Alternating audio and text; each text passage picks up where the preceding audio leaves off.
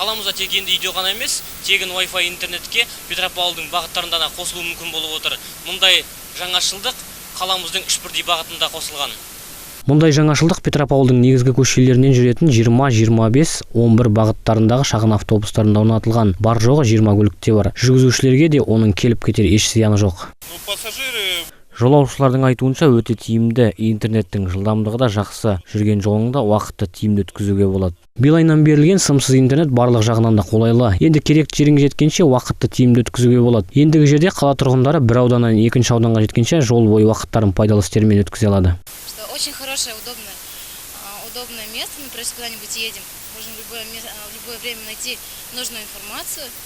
И в свободное время, например, чем ехать просто в автобусе, можно, например, посидеть в интернете. Отлично. На халяву интернет.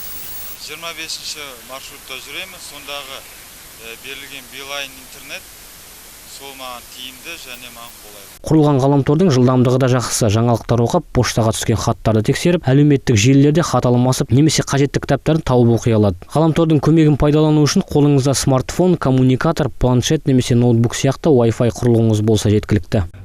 Для нас это очень важный соцпроект. Бұл біз үшін маңызды әлеуметтік жоба. Бұл арқылы оқып үйренуге де болады. Қазір заман дамып келеді. Гаджеттердің кейбіреулері жұмысын толық біле бермейді. Кейбіреулері гаджеттің жұмысын толық біле бермейді. Осы арқылы мобильді интернетті қолданушылардың үлесін арттырмақпыз. Петропавл қоғамдық көліктер тегін интернетке қосқан Қазақстандағы алғашқы қала. Алдағы уақытта бұл жоба кеңірек іске асырылады деген үмітте.